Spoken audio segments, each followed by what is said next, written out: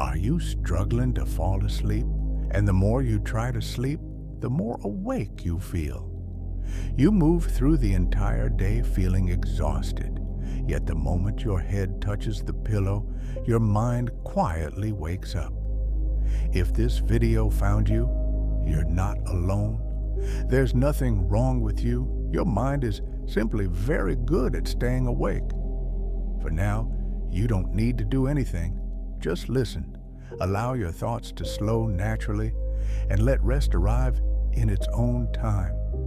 Tonight, we're traveling far back in time to ancient Egypt and ancient China. Civilizations that believed a pillow was never just a place to rest the head. To them, it was a guardian and a protector, a bridge between the physical and spiritual worlds. Stone, jade, and porcelain rested beneath the sleeper's neck, cool and polished against the skin. They believed a hard pillow didn't only support the body, but gently kept the soul from drifting too far into darkness while the mind learned how to rest. So, settle deeper into your modern softness. Let each word carry you backward through millennia to a time when sleep was both feared and revered, when the boundary between waking and dreaming required careful protection. There's nowhere to be, nothing to remember, just the gentle drift into sleep, guided by stories carved in stone. Picture the Nile Valley, 3,000 years before the Common Era. The sun has set over the desert, and the heat of the day slowly bleeds away into the night sky. Inside a mud brick house, an Egyptian prepares for sleep, but instead of a soft cushion, they carry to their bed something that looks almost like a piece of furniture, a headrest made of stone. Run your imagination across the surface of one of these ancient headrests. The stone is cool to the touch, polished smooth by skilled hands. It might be made of limestone, pale and slightly porous, or perhaps carved from alabaster, translucent enough that candlelight seems to glow from within. Some are fashioned from wood, dark and dense, others from ivory, gleaming white with subtle grain. The wealthiest might rest their heads on headrests carved from precious materials or even crafted from glass, a luxury beyond measure in the ancient world. The shape is distinctive. A wide, flat base sits stable on the bed. Rising from this base is a central column, straight or gently curved, supporting the uppermost piece, a concave arc designed to cradle the skull just above the ears. This isn't meant to support your entire head as modern pillows do. Instead, it elevates the neck, allowing the head to tilt gently backward, suspended in perfect balance. Feel the weight of such a headrest in your hands. It's solid, substantial, far heavier than any pillow you've ever held. The cool stone seems to draw heat from your palms, offering a promise of relief from the relentless Egyptian sun that bakes the land day after day. This cooling property wasn't accidental. It was essential. In a climate where temperatures could soar past 100 degrees, the stone headrest offered blessed coolness against the skin, allowing air to circulate beneath the head and around the neck. But the practical benefits extended beyond temperature control. In ancient Egypt, beds sat low to the ground, close to the earth, where scorpions and beetles and all manner of creeping things made their homes. By elevating the headrest created a barrier. Insects seeking the warmth and moisture of a human face would have to climb higher, giving the sleeper a better chance of feeling the intrusion before a scorpion could crawl into an ear or a beetle across a nose. Yet these practical purposes, as important as they were, formed only part of the headrest's significance. Look closely at the surface of these ancient stone pillows, and you'll often find engravings, images carved with care and purpose. The most common is Bes, a deity whose appearance would startle modern eyes. He's depicted as a dwarf-like figure with the features of a lion, his face fierce and intimidating, his tongue often protruding a grimace designed to frighten. But despite his fearsome appearance, Bes was beloved by the ancient Egyptians. He was the protector of homes, of mothers and children, and especially of those who slept. Because sleep, to the ancient Egyptians, was a time of profound vulnerability. When consciousness faded and dreams took over, evil spirits could approach. The head, they believed, was the seat of spiritual life, the place where the essence of a person resided. To leave it unprotected during the night would be to invite disaster, to risk the wandering of one's vital force, to allow malevolent entities access to one's very soul. So they inscribed their headrests with protective images, with spells from the Book of the Dead, with prayers asking for the raising of the head, for life to continue, for protection through the vulnerable hours of darkness. When the boy king Tutankhamun was laid to rest in his golden tomb, he was accompanied by 8 headrests, 8 guardians for his eternal sleep. One of the most beautiful was carved from ivory, showing the god Shu, deity of air and light, holding up the piece where the pharaoh's head would rest. Shu literally supported the sky in Egyptian mythology, and here he supported the king's head, ensuring that even in death, the ruler would be protected, elevated, safe. The ancient Egyptian word for headrest, WRS, was related to the word RS, meaning dream. This connection wasn't coincidental. The headrest was where dreams happened, where the boundary between the physical and spiritual worlds grew thin. To rest your head upon carved stone wasn't merely to find a place to sleep, it was to entrust yourself to a sacred object that would guard the threshold between consciousness and the vast unknown of the dream realm. Now let us journey eastward across deserts and mountains to ancient China, where the tradition of hard pillows took a different but equally fascinating form.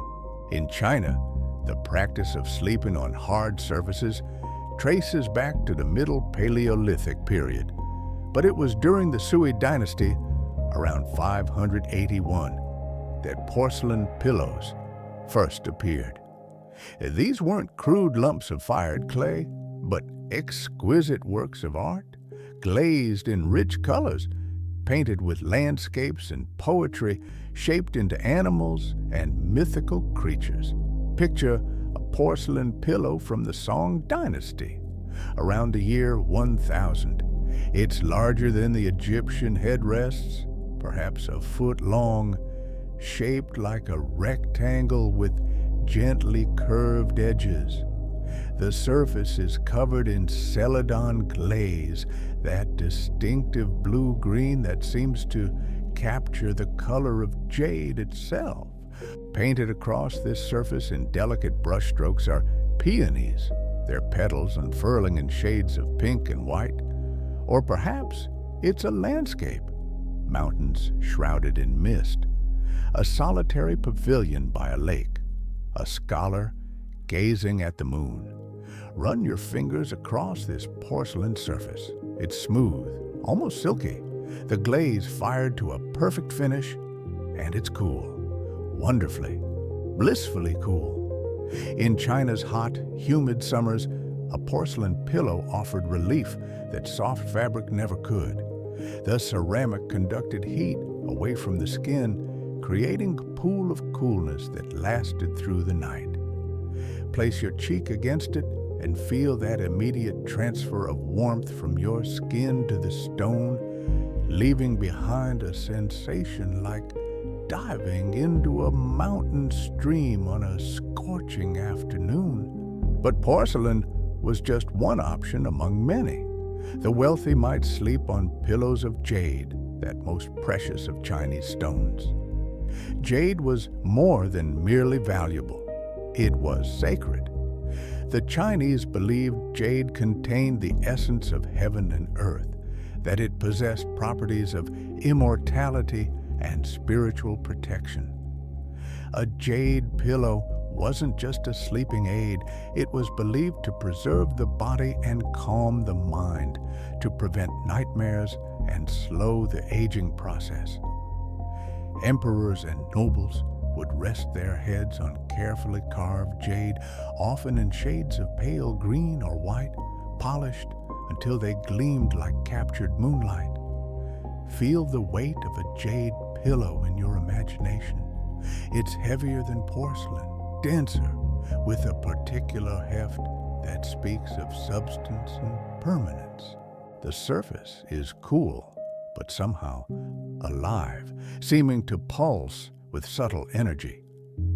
When polished jade catches the light, it doesn't merely reflect, it seems to glow from within, as though the stone itself contains captured illumination. For those who couldn't afford jade or fine porcelain, there was wood or bamboo. Craftsmen would carve wooden pillows from a single piece of timber, creating curved surfaces that supported the neck. Bamboo pillows were constructed from multiple pieces, lashed together, popular in southern China, where humidity made any cooling effect precious. These simpler pillows lacked the ostentation of jade or porcelain, but they served the same essential purposes. And what were those purposes? Beyond the cooling effect, hard pillows in China served a crucial aesthetic function. In ancient China, both men and women wore their hair long and styled it elaborately. Women might spend hours constructing complex coiffures, adorned with ornaments of silver, gold, and precious stones. Men, too, from scholars to warriors, maintained specific hairstyles that denoted their status and occupation. To sleep on a soft pillow would crush these arrangements, requiring hours of work each morning to restore them. But a hard pillow placed beneath the neck allowed the hair to fall away from the head, preserving the style through the night. Yet there was more to the Chinese preference for hardness than practical considerations. There was a philosophical component, a belief that soft pillows were actually harmful. Softness, they thought, led to lethargy and weakness. Soft pillows, they believed, would drain a person's qi, their vital energy, leaving them sluggish and dim. A hard pillow, by contrast, promoted discipline and vigor. It kept the mind sharp, the energy flowing. It was considered healthier, more aligned with the principles of balance and strength that governed Chinese medicine and philosophy. But beneath all the practical reasons, beneath cooling effects and hairstyle preservation, lay a deeper current of spiritual belief that connected Egyptian and Chinese hard pillows across vast distances and cultural differences. Both civilizations understood that sleep was not merely a physical state, but a spiritual journey. Both recognized that the sleeping person was uniquely vulnerable, that consciousness withdrawn left the soul exposed. In Egypt, the belief was explicit. The head housed the spiritual essence. During sleep, when awareness faded, evil spirits and demons could approach. The hard headrest, especially when inscribed with protective deities like Bez or spells from the Book of the Dead, acted as a guardian. It was thought to anchor the sleeper's spirit, preventing it from wandering too far into the realm of dreams and shadows. The elevation of the head was symbolically important too. It mimicked the sun rising above the horizon, a daily rebirth, a triumph of light over darkness. The coffin texts, ancient funerary spells, even included specific incantations for the headrest. May your head be raised, may your brow be made to live. In China, similar beliefs took slightly different forms. Hard pillows, particularly those made of jade or decorated with powerful animal imagery, were thought to guide dreams and ward off malevolent spirits. Lions, tigers, and especially dragons were common motifs on Chinese pillows.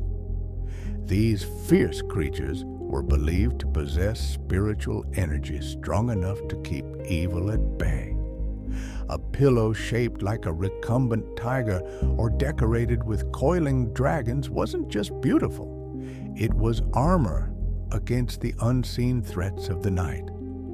The Chinese also believed that certain materials possessed inherent spiritual properties. Jade, as mentioned, was associated with immortality and the protection of the soul. So strongly did they believe in jade's preservative powers that deceased royalty of the Han dynasty were sometimes buried in full suits made of jade plates sewn together with gold thread, a jade pillow beneath their heads. The stone meant to prevent the body's decay and protect the soul through eternity. There's something profound in this shared understanding across cultures. Whether Egyptian or Chinese, whether carved from limestone or jade, the hard pillow represented a recognition that sleep required protection, that the boundary between waking and dreaming was permeable and dangerous, that the soul, untethered during sleep, needed anchoring lest it wander too far and struggle to find its way back to the body when morning came. Modern science might smile at such beliefs, but perhaps our ancestors understood something we've forgotten. Perhaps they recognized that sleep is indeed a liminal state, that consciousness does travel somewhere when we dream, that there's a reason we feel sometimes, upon waking, as though we returned from a great distance. The hard pillow wasn't just support for the head, it was a tether for the spirit, a guardian at the threshold, a promise that no matter how far you wandered in dreams, this stone, this jade, this porcelain would hold your place in the waking world, ensuring your safe return. The reign of the hard pillow would not last forever. In ancient Greece and Rome, new ideas about comfort began to emerge. The Greeks and Romans, with their emphasis on physical pleasure and sensual enjoyment, looked at hard headrests and wondered why anyone would choose discomfort over softness. They began creating pillows filled with materials that actually yielded to pressure: cotton harvested from plants, reeds cut from riverbanks and dried, straw threshed from wheat and barley. For the wealthy, there was something even more luxurious: pillows filled with down, those soft, fluffy feathers found beneath the outer plumage of geese and swans. These pillows were nothing like the stone guardians of Egypt and China. They were clouds, softness incarnate, designed purely for comfort without any spiritual pretense. Slowly, the idea of the soft pillow spread. It moved through trade routes and conquests, whispered from one culture to another, like a secret too good to keep. By the time of the Ming and Qing dynasties in China, from the 1400s through the 1900s, even the Chinese began to abandon their hard pillows in favor of softer alternatives. Cloth pillows filled with herbs or grain became common. The spiritual importance remained. Chinese herbal pillows were still thought to promote health and guide dreams, but the material yielded, conformed, offered comfort. Today, we take soft pillows entirely for granted. We have memory foam that molds to our exact shape, down alternatives that mimic the softness of feathers without the allergies, cooling gels, and adjustable air chambers. We can customize our pillows to precise specifications, choosing firmness levels and loft heights and materials tailored to our sleeping positions. The idea of deliberately choosing a stone pillow seems not just uncomfortable, but incomprehensible. And yet, as you lie here tonight on your soft pillow, perhaps there's something to remember from those ancient practices. Not the literal hardness. Few of us would sleep well on jade or limestone, but the idea that sleep is sacred, that it requires protection, that the transition from waking to dreaming is a profound shift deserving of ritual and reverence. Our ancestors understood that where we lay our heads matters, that the threshold of sleep is a place of power and vulnerability both. As this story slowly fades, there's no need to rush anywhere. Your thoughts don't have to hold on so tightly anymore. If you're still awake, that's perfectly okay. We'll continue gently, moving into another story that simply stays with you as you listen. Our story begins in the depths of prehistory, perhaps as long as 300,000 to 400,000 years ago, when early humans first learned to work animal hides. Picture a cave in what is now Germany, during an ice age that gripped Europe in cold so fierce it's hard for us to imagine. Outside the cave, the world is white and gray and bitter. Inside, a family of early humans huddles around a fire, and draped across their bodies are the heavy pelts of cave bears. Feel the weight of such a pelt in your imagination. A cave bear could grow to over 3 meters long, massive creatures whose fur was thick and coarse, designed by evolution to survive winters that would kill any unprotected creature. When skinned and scraped clean of flesh, such a pelt might weigh 15 or 20 pounds, maybe more. Imagine draping that over your body as you prepare to sleep on the cave floor. The weight presses down on you, immediate and substantial. It's not soft like modern blankets.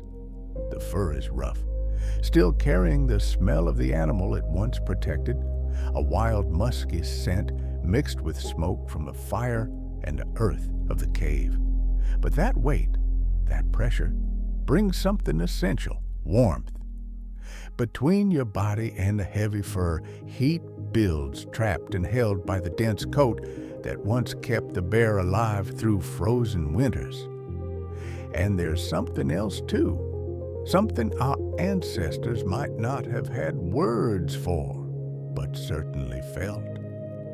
The weight creates a sense of security.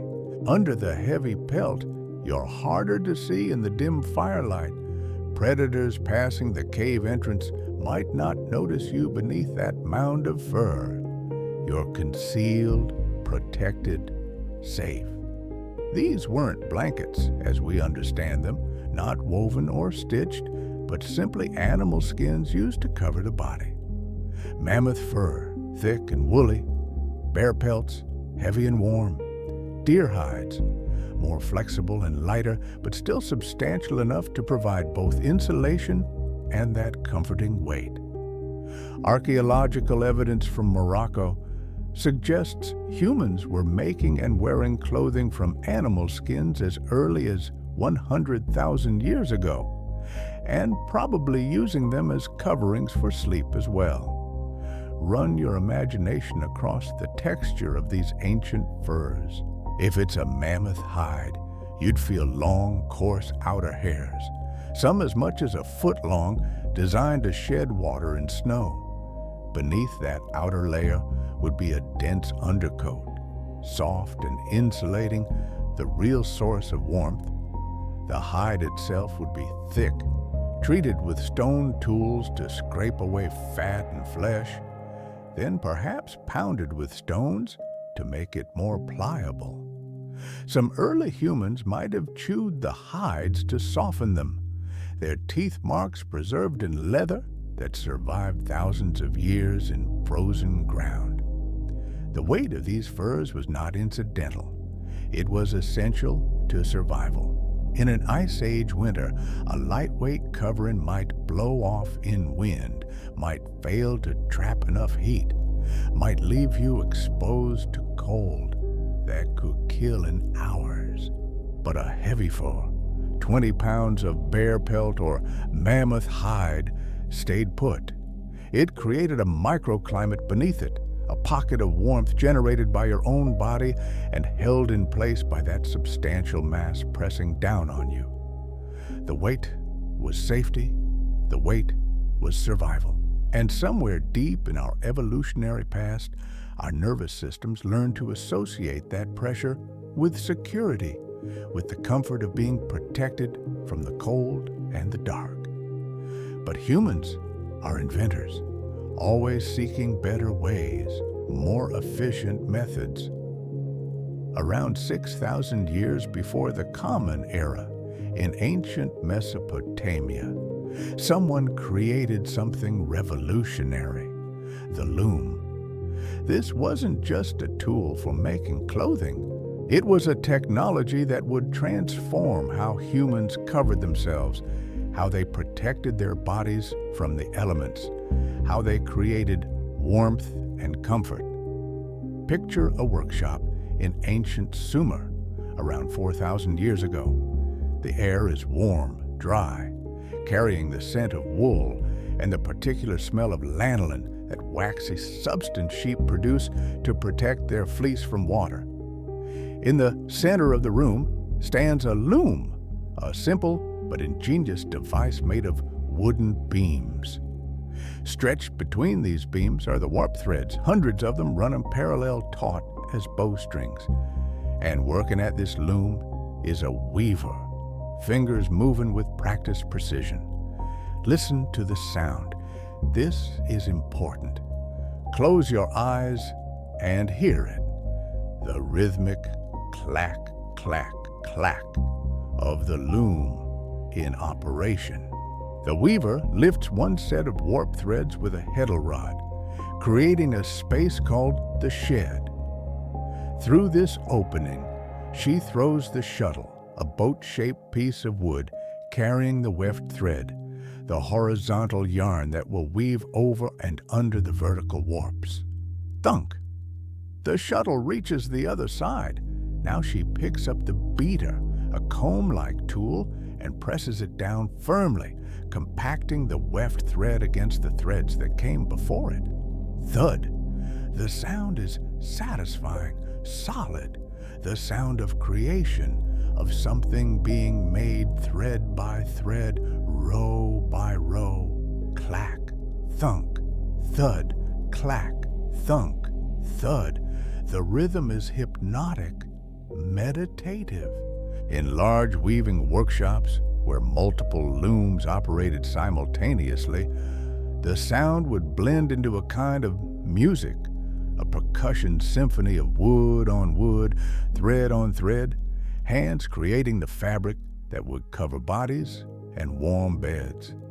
This sound filled the ancient world. It echoed through Egyptian workshops where linen was woven for pharaohs, through Mesopotamian temples where wool blankets were produced by the thousands, through Greek and Roman households where enslaved people and free women alike worked at looms, creating the textiles that clothed their societies. Feel the wool that emerges from these looms. It's nothing like the processed uniform yarn we know today. This is wool that's been shorn from sheep with bronze shears, or even pulled by hand during molting season. It's been washed, yes, probably in a stream or river, but it still retains some of its lanolin, that oily substance that makes it water-resistant. The smell is distinctive, earthy, and animal. Not unpleasant, but definitely present. When woven into fabric, this wool creates a textile that's warm, durable, and importantly for our story, heavy. A wool blanket from ancient Mesopotamia woven on a two-beam ground loom would have been substantial. The weaving was tight, the wool thick, creating a fabric that might weigh 5 or 8 or even 10 pounds, depending on its size. These weren't delicate throws, but serious textiles designed to keep you warm through cold desert nights, when temperatures could plummet from scorching days to near freezing after the sunset. By the medieval period in Europe, wool blankets had become even heavier and more elaborate. Blanket comes from the French word blanc, meaning white, referring to the natural color of undyed wool. Medieval blankets were often woven from coarse wool, the outer fleece of sheep, rather than the soft undercoat, creating a fabric that was scratchy, durable, and wonderfully warm. A wealthy household might have blankets that weighed 15 or 20 pounds, layers of wool woven so tightly they could almost stand up on their own. These would be spread across beds in stone castles where drafts were constant and winter was not just cold, but potentially deadly. Listen again to that loom. Clack, thunk, thud. For thousands of years, this was the sound that created warmth, the rhythm that produced protection, the music of human ingenuity transforming fleece into comfort. And with each thud of the beater pressing the weft into place, the blanket grew heavier, more substantial, more capable of providing that deep pressure that humans have always craved. But blankets were never just about warmth. Across cultures and throughout history, being covered while sleeping carried profound psychological and spiritual significance. In many ancient societies, sleep was understood as a vulnerable state, a time when the soul might wander or when evil spirits could approach the defenseless body. The blanket, especially a heavy one, offered protection not just from cold, but from these unseen threats. In medieval Europe, beliefs about the evil eye were widespread. The idea was that someone with malicious intent could harm you simply by looking at you with envy or hatred. While sleeping, when you couldn't protect yourself with awareness and will, you were especially vulnerable. Heavy blankets and bed curtains served to conceal you, to hide you from any gaze, malevolent or otherwise. The weight of the covering wasn't just physical comfort, it was spiritual armor. Picture a medieval bedroom in a noble's manor. This isn't like our bedrooms today, small private spaces with a single bed. This is a large chamber, often shared, where the bed itself is a massive piece of furniture, almost a room within a room. The bed frame is wood, elaborately carved, hung with heavy curtains of wool or even velvet. These curtains can be drawn closed, creating a private cocoon, a sanctuary within the larger space. And piled on the bed, layers of blankets, each one heavy and substantial. Feel the weight of those layers. First, perhaps a linen sheet, thin and smooth against the skin. Then a wool blanket, coarse and scratchy but warm. Another blanket, this one even heavier. And finally, a coverlet, a decorative top layer that might be made of velvet, that luxurious fabric that has its own particular weight and texture. Velvet is made using a special weaving technique that creates a dense pile, thousands of tiny loops of thread standing upright, creating a surface that's impossibly soft to the touch, but also quite heavy. A large velvet coverlet might weigh 10 or 15 pounds on its own. Imagine settling into such a bed. You climb up onto the high mattress, stuffed with feathers or straw or wool, whatever the household can afford. You pull the curtains closed around you, shutting out the world. And then you pull those layers of blankets and covers over your body, feeling the weight accumulate, pressing you gently but firmly into the mattress. The weight is grounding. It defines the boundaries of your body. It reminds you where you end and the world begins. Under all that weight, you're not just warm. You're concealed, protected, safe from the gaze of others, from the spirits that might wander in the night, from all the unnamed dangers that populate the darkness. This psychological comfort of being covered goes even deeper than conscious belief. When we're born, we emerge from the enclosed dark warmth of the womb into a world of light and space and sensation that can be overwhelming.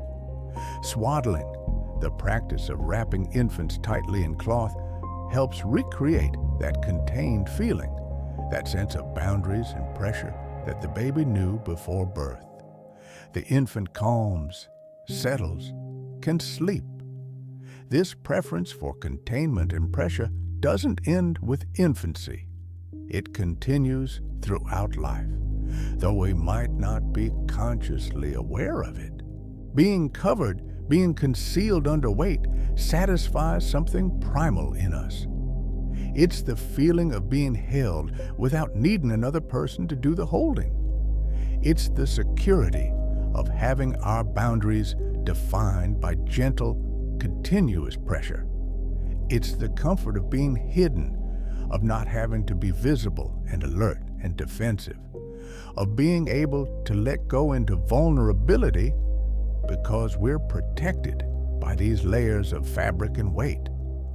For thousands of years, humans sought heavy coverings without fully understanding why they helped. We knew that weight felt good, that pressure was comforting, but we couldn't articulate the mechanism. That changed in 1965, when an 18-year-old woman named Temple Grandin, who had autism, invented something called the hug machine. Grandin had observed that cattle became calm when placed in a squeeze chute, a device that applied pressure to their sides before vaccination.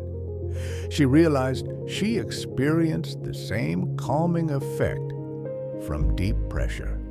So she built a machine that could provide controlled pressure to her own body, a device she could operate herself, applying as much or as little pressure as she needed. Using this machine regularly, she found her anxiety decreased, her tolerance for touch from others increased, her overall sense of well-being improved. This sparked decades of research into what scientists call deep pressure stimulation or deep touch pressure. And what they've discovered validates what our ancestors knew instinctively. Weight and pressure on the body have profound physiological effects. When deep pressure is applied to your body, several things happen.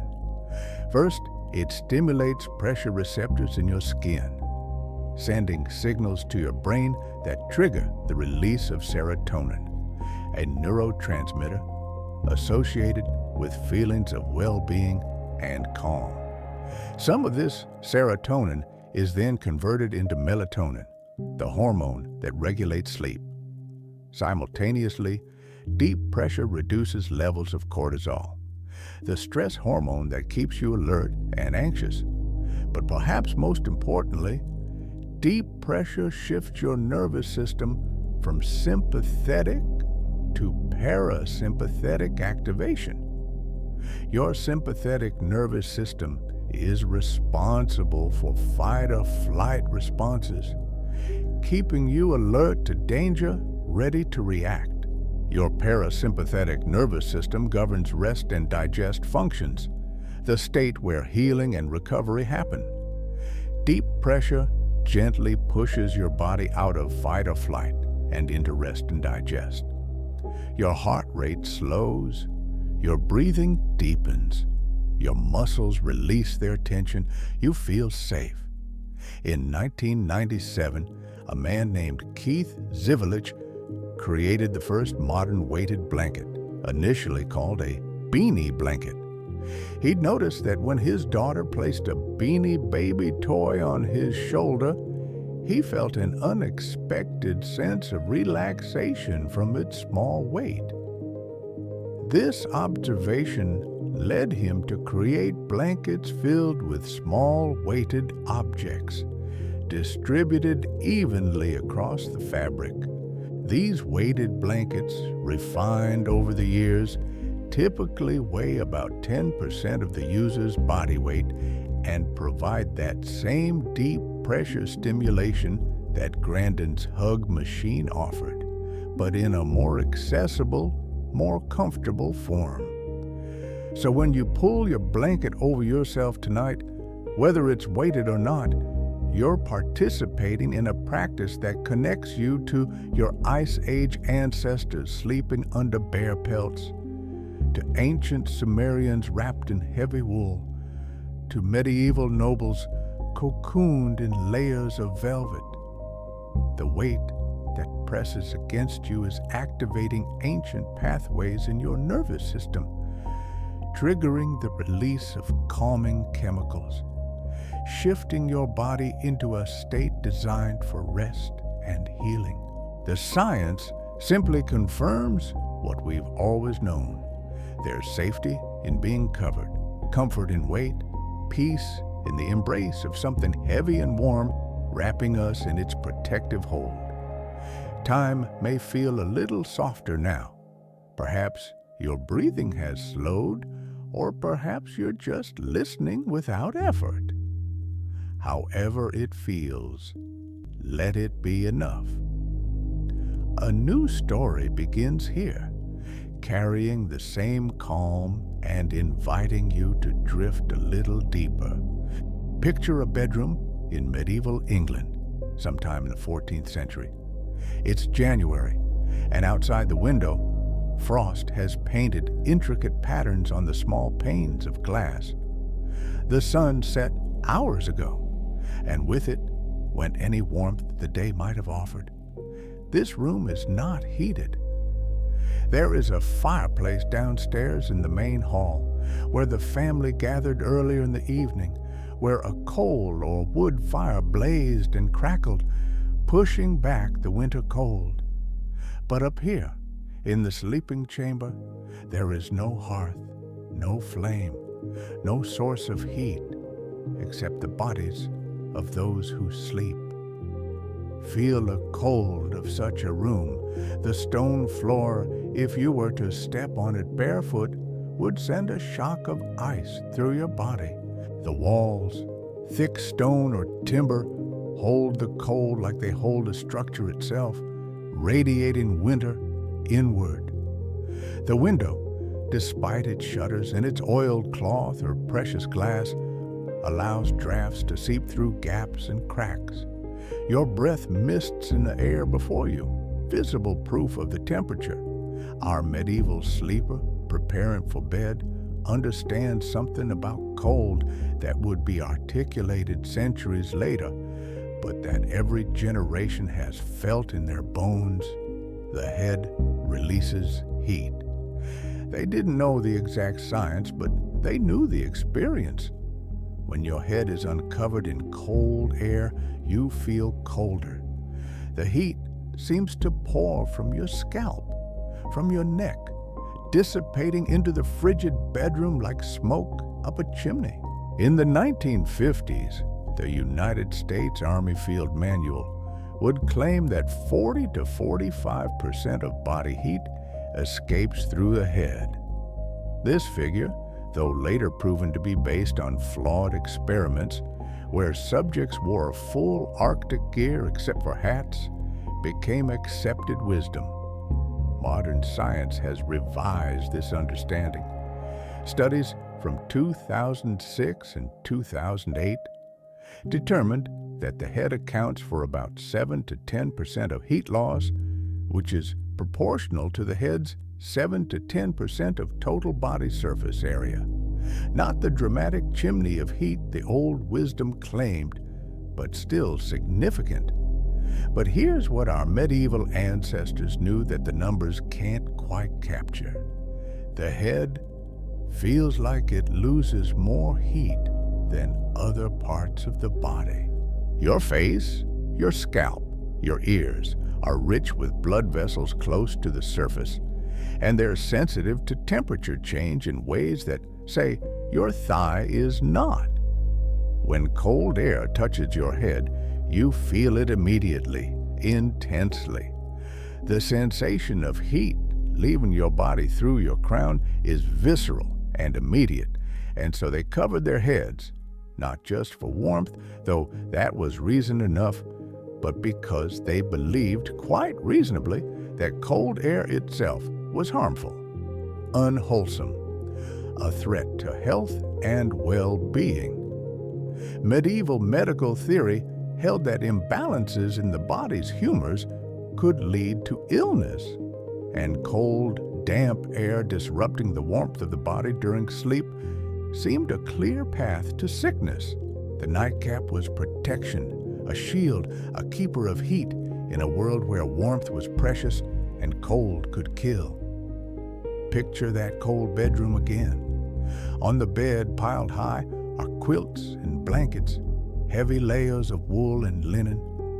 The sleeper is dressed in a long nightshirt or nightgown, fabric reaching from neck to ankle, covering arms to the wrist. But the head, that chimney, that source of escaping warmth, requires its own covering. Without it, the heat generated beneath all those blankets, the warmth carefully guarded by layers of fabric, would stream away into the cold air, leaving the sleeper shivering through the long winter night. The nightcap has a long history, appearing in written records as early as the late 1400s. But the practice almost certainly predates the written references, stretches back through centuries when people lived in homes that offered minimal protection from winter's bite. These early nightcaps were simple, utilitarian garments made from whatever fabric was available and affordable. For common folk, that meant wool. Feel the texture of medieval wool in your imagination. It's not the soft, processed wool of modern textiles. This is coarser, still carrying some of the lanolin from the sheep, slightly oily to the touch, with a particular smell that's earthy and animal.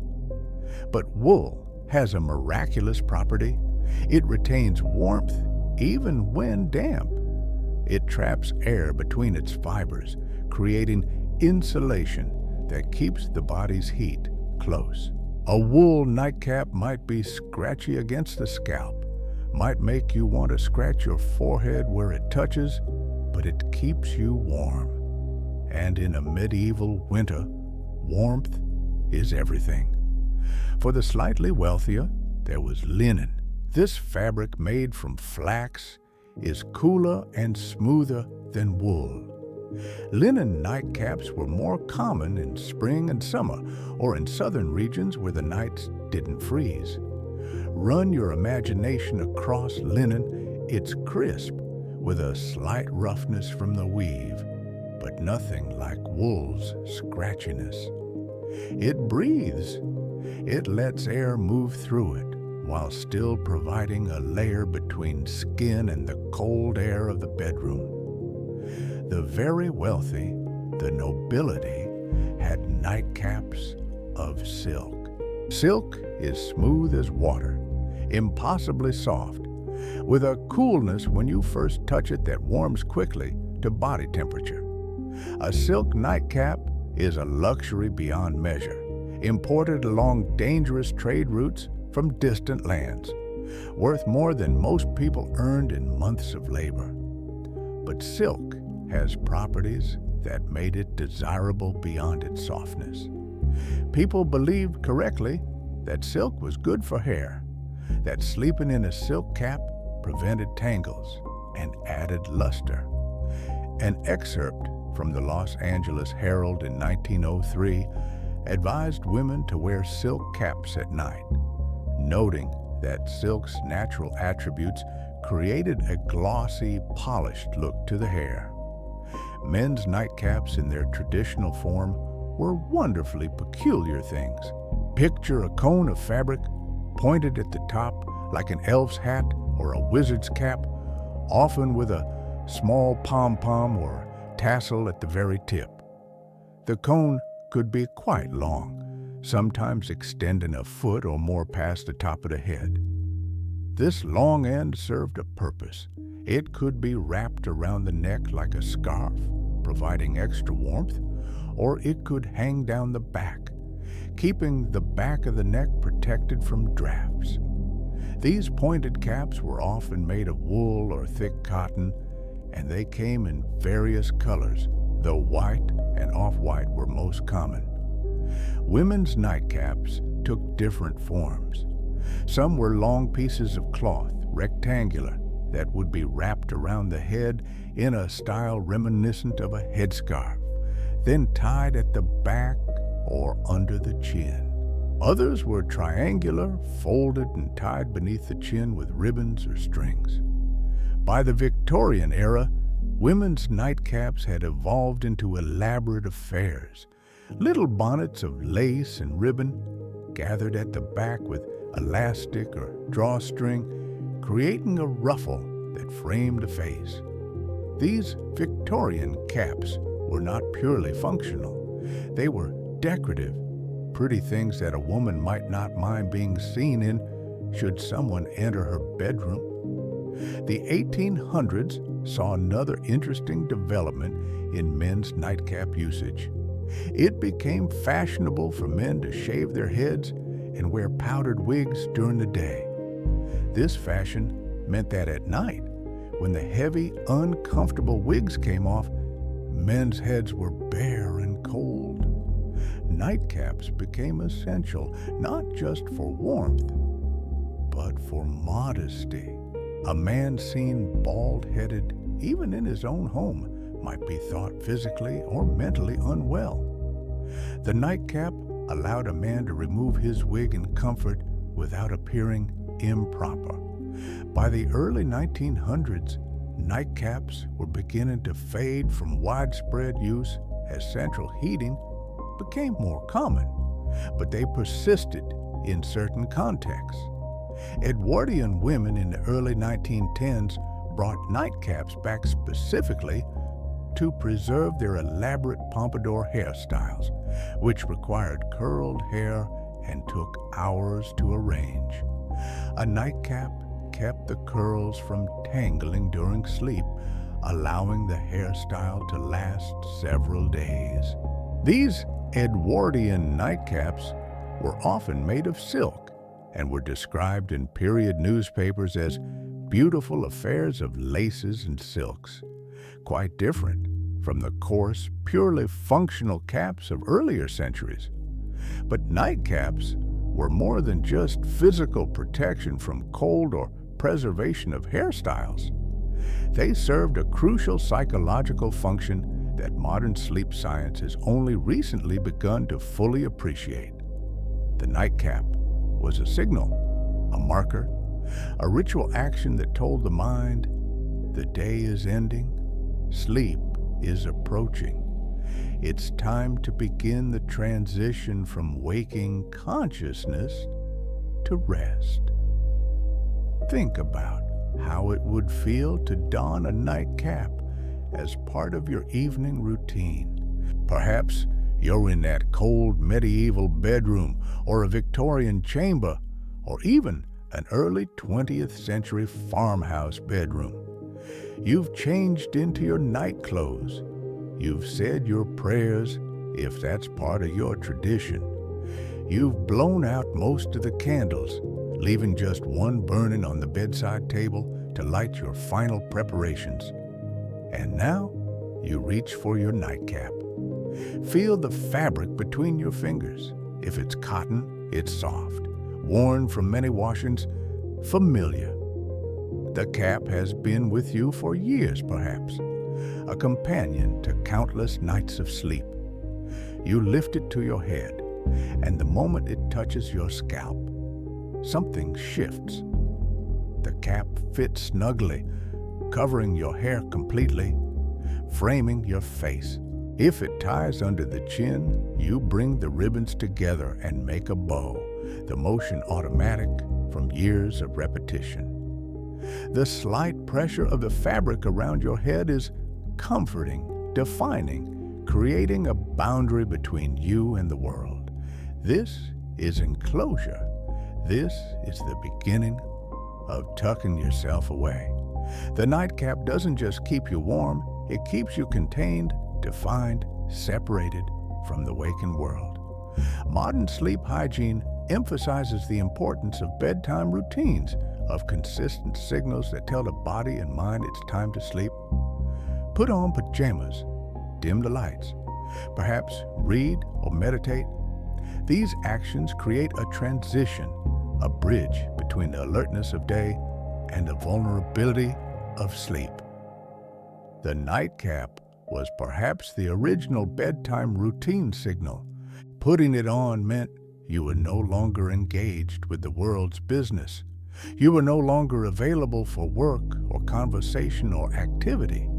You were preparing to become unconscious, to enter that strange state where the mind wanders in dreams and the body lies still and defenseless.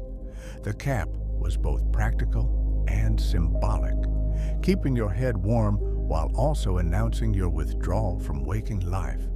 There's a psychological comfort in covering the head that goes beyond warmth. When your head is covered, you feel somehow more protected, more hidden, safer from observation. This might connect to our earliest experiences of safety, being swaddled as infants, held close, our heads nestled against a parent's body. The nightcap recreates a fraction of that encompassing protection, that sense of being held and enclosed. In 1899, a medical text noted that sleeping in cold air was acceptable if heavy enough covers were used and the head was properly protected by a nightcap or woolen hood. The phrasing is revealing, properly protected, as if the head, that seat of consciousness and thought, required special safeguarding during sleep's vulnerability. And perhaps it did. Perhaps it still does. The feeling of having your head covered, of being completely tucked in from scalp to toe, creates a cocoon sensation, a small personal cave where you can let go of vigilance and sink into rest. Now picture the full experience of preparing for bed in an era when nightcaps were common. Let's place ourselves in a bedroom around 1800 perhaps. The evening is winding down. You've climbed the stairs from the main floor of the house, carrying a candlestick, the single flame casting dancing shadows on the walls as you ascend. In your bedroom, you place the candle on a small table beside the bed. The flame flickers, never quite still, responding to drafts you can't feel, to the movement of air in the room. Watch that flame for a moment. It's hypnotic, the way it sways and wavers, bright gold at the center, fading to deep orange at the base, the very tip sometimes showing a hint of blue. The candlelight creates a small sphere of warm illumination, but it doesn't reach the corners of the room. The shadows there are deep, mysterious, comforting in their darkness.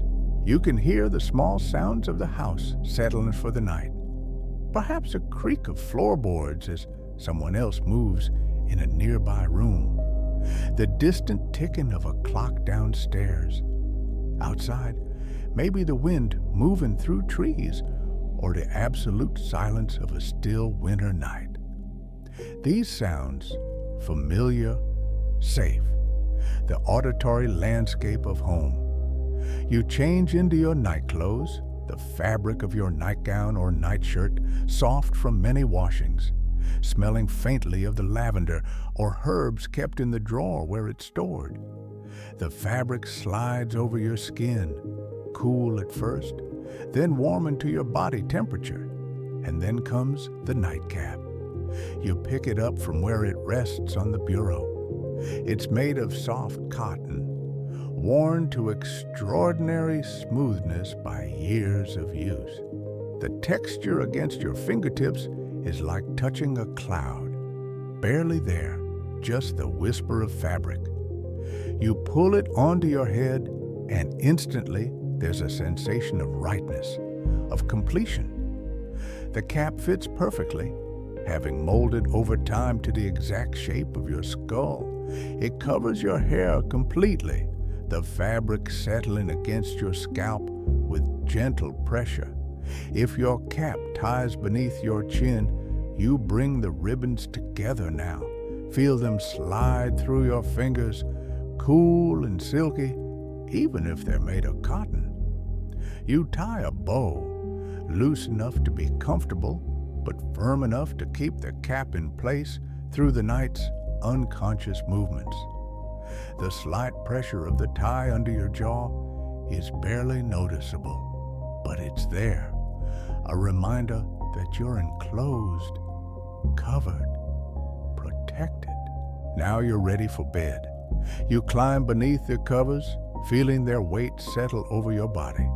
And there you are, completely tucked away from the world. Your body is covered from toe to shoulder by night clothes and blankets. Your head is enclosed in the nightcap. You are a small island of warmth in a cold room, a protected consciousness preparing to slip away into sleep's dark ocean. You reach out and pinch the candle flame between wetted fingers or blow it gently out.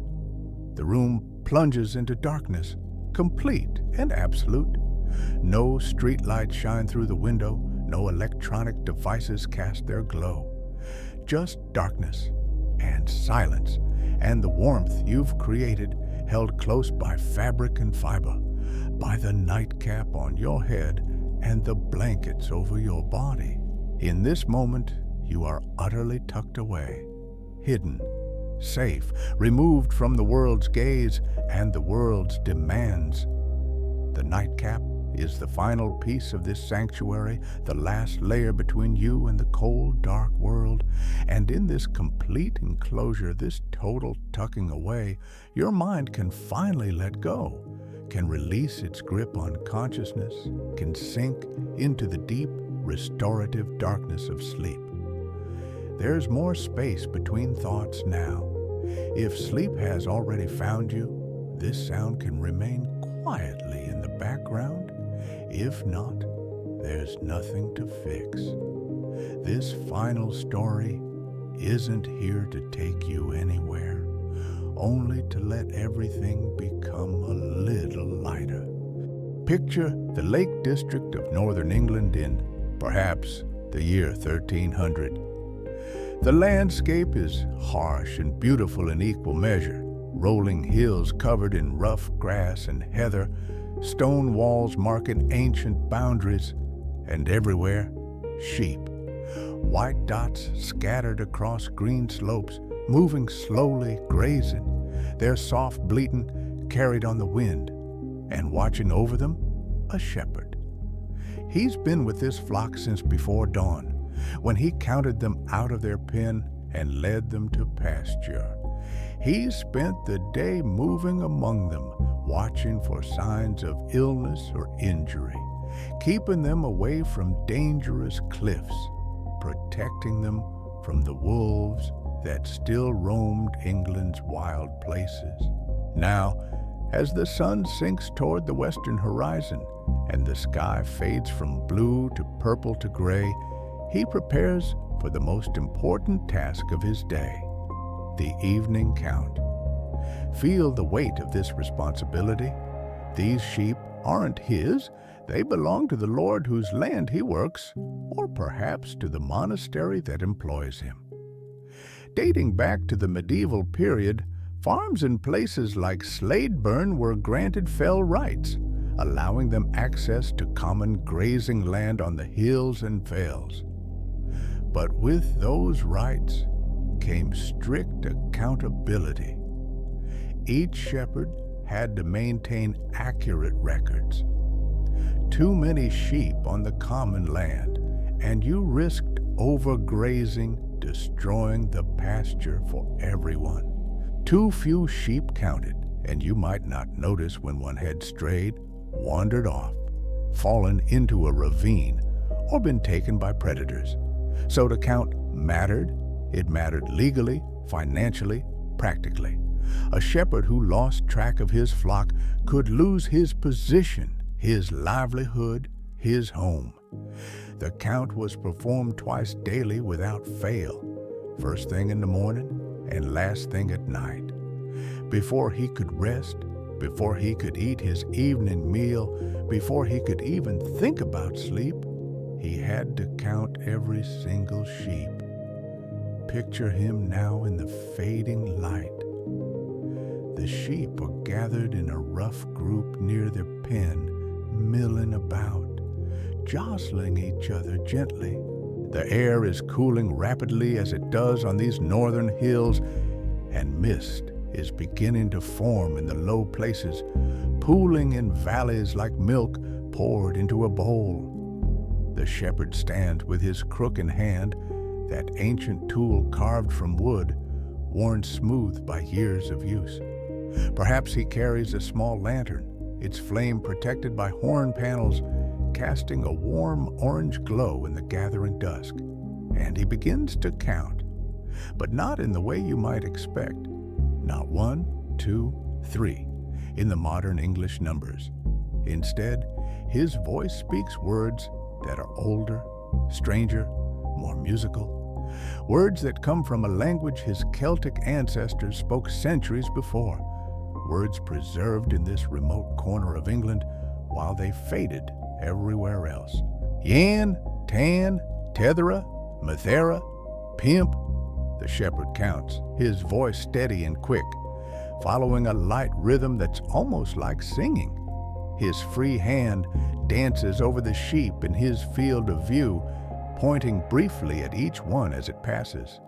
The sheep move slowly through a gap in the stone wall, their hooves making soft thuds on the grass, their bodies pressing close together in that way sheep have, taking comfort from proximity to the flock. Sethera, Lethera, Hovera, Kavera, Dick. Listen to those words. Really hear them. They have a cadence, a poetry. They rhyme in pairs, Yan and Tan, Tethera and Mathera, Hovera and Kovera. This isn't random. The shepherds of medieval Britain, many of them unable to read or write, couldn't use written records to track their accounts. So they created a system that was easy to remember, where the sounds themselves helped you keep your place. The rhyming pairs act as anchors, each set of 5 creating a musical phrase. This system, called Yan Tan Tethera, derives from Brythonic Celtic, the language spoken in Britain before the Anglo-Saxons arrived. In Welsh, closely related to the Old Cumbric language of northern England, the numbers are Daw, Tri, Pedwar, Pump. You can hear the echo. Yan from Huin, Tan from Daw, Tethera from Tri. Over centuries of use, corrupted by other languages, Shaped by the mouths of shepherds who spoke Old English and Norse as well, the counting rhyme evolved into something unique, something that belonged to these hills and these people alone. The shepherd continues his count. At 20, he reaches Jigget or Jigget, and he stops. 20 is a score, a complete set. He makes a mark, perhaps moving one finger of his left hand to another notch carved into his crook, or transferring a pebble from one pocket to another. Then he begins again, yan, tan, tethera, methera, pimp. The system is based on 20 because you can count scores on both hands using your fingers to track multiples of 20. 100 sheep equals 5 scores. Count to 25 times, make 5 marks, and you know you have a full 100. It's elegant, portable, requiring no tools except your own hands and perhaps a marked stick or a handful of pebbles. But there's something else happening here, something beyond mere arithmetic. The rhythm of the count, that quick, light cadence, has a quality almost like a lullaby. As one writer beautifully observed, just as a day at sea makes the waves lap against your closed eyelids, a day of counting sheep is likely to keep you counting at night, singing yourself to sleep with the rhythms of the count. Imagine what it was like for these shepherds. All day long, from dawn to dusk, they counted, moving the flock from one pasture to another. Count them. Bringing them through a gate, count them. After shearing, count them. Before rest, count them. The words yan, tan, tethera became as natural as breathing, as automatic as walking. Their tongues moved through the syllables without conscious thought. Their hands tracked the scores without effort. And then, at night, alone in a small stone cottage, or even sleeping rough on the hills during lambing season, the shepherd would lie down to rest. And there, in the darkness, the rhythm would return, yan, tan, tethera, methera, pimp, not because he was trying to count, but because his mind had spent all day wrapped in those sounds. They echoed in his thoughts like a song you can't stop humming, like the rhythm of your own heartbeat. The counting had become meditation, the numbers had become music, and somewhere in that repetitive, hypnotic cadence, sleep would arrive, gentle and inevitable, as mist settling over the hills. The idea of counting sheep specifically as a cure for insomnia appears in written records surprisingly early. In the early 1200s, a Spanish Jewish author named Petrus Alfonsi compiled a collection of fables called Disciplina Clericalis, drawing from Islamic sources. One of these tales describes a storyteller trying to lull an insomniac king to sleep by recounting the laborious process of a farmer ferrying 1,000 sheep across a river, 3 at a time. The repetitive nature of the story, the endless procession of sheep, was meant to bore the listener into drowsiness. A similar motif appears in the late 1300s in an Italian work called Cento Novelle Antiche, where a storyteller advises his patron to imagine ferrying sheep across a river one at a time using a small boat. You'd better keep track of how many goats the shepherd carries across, your grace, says Sancho Panza to Don Quixote in Cervantes' 17th century masterpiece, because if we forget a single one, that will be the end of the story, and it won't be possible to tell another word. The story becomes interminable, endless, designed to numb the mind into sleep. By the 1860s and 70s, the practice had become commonplace enough in England to appear as an idiom in literature. Writers began mentioning counting sheep as a well-known remedy for insomnia. In 1868, Sabine Baring Gould wrote, "She turned her face to the wall with a weary sigh and endeavored, by counting sheep going through a hedge gap, to trick sleep into closing her eyelids." The shift had occurred. What began as a shepherd's practical necessity, the contractual obligation to count the flock before sleeping, had transformed into a psychological tool. The mind, seeking distraction from anxious thoughts and racing worries, could occupy itself with the simple, repetitive task of imagining sheep and counting them one by one. But did it work? Modern science has attempted to answer this question with mixed results. In 2002, psychologist Alison Harvey at Oxford University conducted a study on imagery and insomnia. While the study wasn't specifically about counting sheep, it found that engaging, pleasant imagery helped people fall asleep faster, while mundane tasks like simple counting did not. Harvey herself noted, "Something as mundane as counting sheep usually does not do the trick, and yet the practice persists, perhaps because it's not really about the counting itself. Perhaps it's about the rhythm, the repetition, the way the mind can get lost in the simple pattern of numbers advancing one after another. Perhaps it's about finding safety and order in the predictable progression from 1 to 2 to 3 to 4.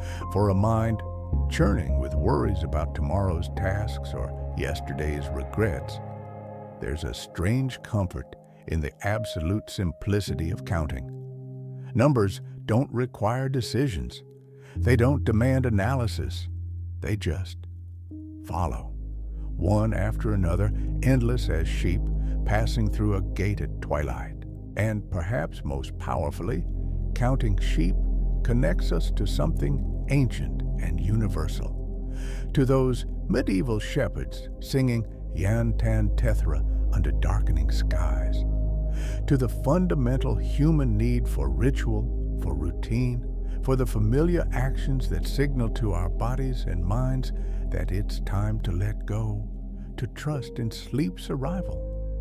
Let us return for a moment to that medieval shepherd completing his evening count. Really inhabit this scene. Feel it with all your senses, because this is where counting sheep began. And understanding this moment helps us understand why the practice traveled through centuries to reach us here, now, preparing for sleep. The light is almost gone. The sun has dropped below the western hills, leaving behind only a band of pale gold at the horizon, fading to deep blue overhead. The first stars are appearing, faint pinpricks in the darkening sky. The temperature has dropped sharply, as it always does on these exposed hilltops, and the shepherd pulls his woolen cloak tighter around his shoulders. He stands at the pen's entrance, watching the sheep file past. Listen to the sound they make. Not just their bleating, though that provides a constant background chorus, high and plaintive, but the sound of their hooves on grass, dozens of hooves moving together, creating a soft, rhythmic percussion. Thud, thud, thud, thud. A gentle trampling, grass being pressed down, releasing its green scent into the evening air. The rhythm is hypnotic in its steadiness, in its inevitability. The sheep themselves are walking warmth in the cooling air. As they pass close to the shepherd, he can feel the heat radiating from their wool-covered bodies, can smell that distinctive lanolin smell, earthy and animal. Their wool catches the last of the light, making them seem to glow faintly in the dusk, white against the darkening landscape. Mist is rising now, settling into the valleys, turning them into mysterious rivers of white vapor. It gives the hills an unreal quality, as if they're islands floating in a pale sea. The air itself feels thick with moisture, cool against the shepherd's face, condensing on his eyebrows and beard. Yan, Tan, Tethera, Mathera, Pimp, he counts, and his voice seems both loud and small in this vast landscape. The words rise into the darkening sky and disappear. There's no echo here, just the absorption of sound into earth and air and the soft bodies of sheep. This is solitude, complete, profound solitude. For weeks at a time, medieval shepherds lived alone with their flocks, far from villages and other human company. Days passed with no conversation except perhaps a few words to a sheepdog. The counting became companionship, the familiar words a comfort against the enormous silence of these hills. And at day's end, when the final sheep had been counted and secured in the pen, when the tally matched the expected number and all were safe, there would come a moment of release. The shepherd's responsibility, held taut all day like a drawn bowstring, could finally relax. All were accounted for. All were safe. The work was done. He would return to his small stone cottage, or if he was sleeping rough during the lambing season, to his simple shelter of piled stones and turf. A small fire, perhaps, for warmth and light. A piece of bread and cheese for his supper. And then the thin wool blanket, the hard ground or simple straw mattress, and the vast darkness of the northern night pressing close. And there, in that darkness, as his body settled into stillness and his mind began the transition from waking to sleep, the counting would return. But gently now, softly, not the necessary tally of responsibility, but the soothing rhythm of familiarity. Yan, Tan, Tethera. Numbers becoming music, becoming dreams, becoming sleep. And so, our journey through the shepherd's twilight comes to its quiet end. From medieval hills, where the Yan, Tan, Tethera rhyme sang sheep into their pens and shepherds into sleep, to the written fables of the 1200s, to the modern practice we all know, counting sheep has traveled through centuries as both practical necessity and psychological comfort. A mind searching for safety in numbers, finding peace in rhythm, discovering rest in the simple progression of one sheep after another, endlessly passing through the gate between waking and dreams. As you drift toward sleep now, perhaps you'll dream of mist settling over ancient hills, of the soft rhythm of hooves on grass, of a solitary figure counting in a language almost forgotten, of the profound stillness that comes when all are counted, all are safe, and rest can finally arrive.